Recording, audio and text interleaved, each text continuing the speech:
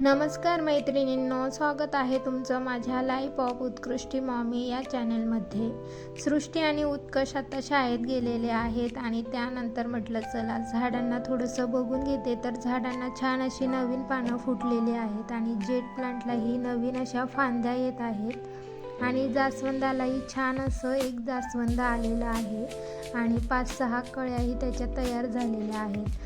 त्यानंतर मग घरातला पसारा आवरायला घेतला आणि आज घरी कोणीतरी येणार आहे आणि कोण येणार आहे ते मी पुढे तुम्हाला सांगतेच, पण ते यायच्या आधी म्हटलं चला पटापट हे सगळी कामं आवरून घेते। हॉलमधला सगळा पसारा आधी आवरून घेतला आणि त्याच्यानंतर मग टॉयलेट बाथरूमही छान असे स्वच्छ करून घेतले। घरी कोणीही आलं तर आपलं घर अगदी त्यांच्या स्वागतासाठी नीटनेटकं राहिलं पाहिजे असं प्रत्येक गृहिणीला वाटतं। त्यानुसार मग मी पटकन आवरून घेतलं आणि कपडेही लगेच लावून घेतले आणि त्याच्यानंतर लगेचच मग स्वयंपाकाच्या तयारीला लागली। आज घरी येणार आहेत सासूबाई आणि सासरे। कालच सासूबाईंचा फोन आलेला होता आणि त्यांची तब्येत थोडीशी बरी नव्हती, त्यामुळे मग सरच आज त्यांना घ्यायला गेलेले आहेत आणि ते दुपारपर्यंत कधीही येऊ शकतात। म्हणून मग मी लगेचच स्वयंपाक बनवून घेतला आणि सासूबाईंची तब्येत बरी नसल्यामुळे मग त्यांच्यासाठी मी मुगाची डाळ बनवून घेतली आणि मुलांना थोडेसे पराठे बनवून दिले आणि थोडीशी बटाट्याची भाजीही आज बनवून घेतली। मुलंही आता शाळेतून आलेली आहेत, त्यामुळे मग त्यांनाही गरम गरम पराठे बनवून दिले आणि सृष्टीचं म्हणणं असं होतं की मला ते पराठे पिझ्झासारखे कापून दे। त्यानुसार मग तिला ते कापून दिले आणि उत्कर्षलाही पराठा खायला दिला आणि सगळ्यांची जेवणं वगैरे झाल्यानंतर मग मी दुपारची भांडी घासायला घेतली। सासूबाई आणि सासरे बऱ्याच दिवसांनी घरी आलेले आहेत आणि त्यातल्या त्यात आईंना बरं वाटत नाही, त्यामुळे मग त्यांचा व्हिडिओ घेणे मला काही योग्य वाटलं नाही आणि त्याच्यामुळे मग व्हिडिओमध्ये ते दिसणारही नाहीत।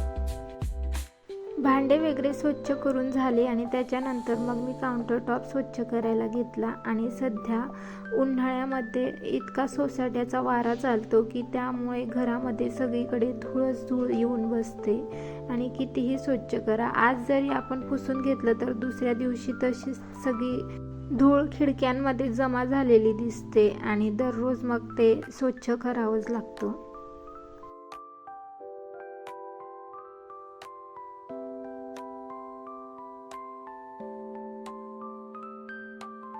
काउंटर टॉप वगैरे स्वच्छ करून झाला इतक्यात मग वॉशिंग मशीनला लावलेले कपडेही धुवून झालेले होते, मग तेही छान असे वाळवत घातले। सध्या एक्झाम वगैरे स्टार्ट होणार आहेत, त्यामुळे मग सायकल वगैरे सृष्टीचं खेळणं सध्या बंद आहे आणि सायकल ही पोर्चमध्ये ठेवलेली होती, परंतु पोर्चमध्ये आता खूपच ऊन येतं आणि म्हटलं सायकल जास्तच खराब होऊन जाईल म्हणून मग इथे युटिलिटी एरियामध्ये मी आणून ठेवलेली आहे। दुपारी थोडा आराम केला आणि त्यानंतर मग संध्याकाळचा चहा बनवून घेतला आणि आईंना रात्रीच्या जेवणाची काही इच्छा नव्हती, त्यामुळे मग त्यांच्यासाठी फ्रूट कापून घेतले आणि उत्कर्षचा अभ्यासही घेतला।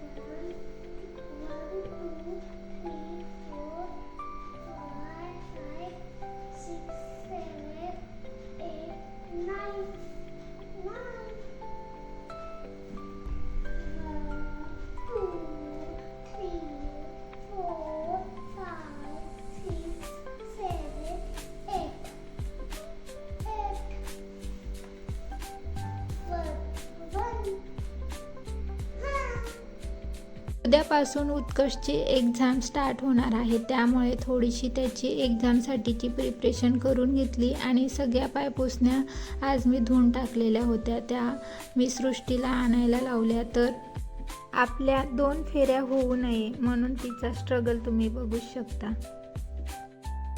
त्यानंतर लगेचच मी रात्रीच्या स्वयंपाकाला लागली आणि रात्रीच्या स्वयंपाकामध्ये मी असं वरण बनवून घेतलेलं आहे आणि त्याचबरोबर थोडीशी भेंडीही बनवून घेतलेली आहे. भेंडीची भाजी बनवत असताना नेहमीच मी त्यात लिंबू पिळून घेते, छान टेस्टी लागते. त्यानंतर मग छान गरम गरम पोळ्याही बनवून घेतल्या आणि गरम गरम सगळ्यांना मग जेवण वाढलं. आणि उत्कर्षने आज पिझ्झासाठी हट्ट धरलेला होता, त्यामुळे मग सरांनी त्याला पिझ्झा आणून दिला आणि बाहेरची अशी काही वस्तू आली तर मग मुलांना तर सांगावंच लागत नाही आणि दोघेही चटुरे कसे बसले ते तुम्ही बघू शकता. घरी जर आपण मेहनतीने कितीही चांगली वस्तू त्यांच्यासाठी बनवली तरी इतकी उत्सुकता त्यांना कधीच नसते आणि उत्कर्षला तर धीरही नव्हता. सृष्टीने त्याला थांबायला लावलं तर तो तिला सांगत होता की मला का बरं हात लावू देत नाही, मीच तो पिझ्झा मागवलेला आहे.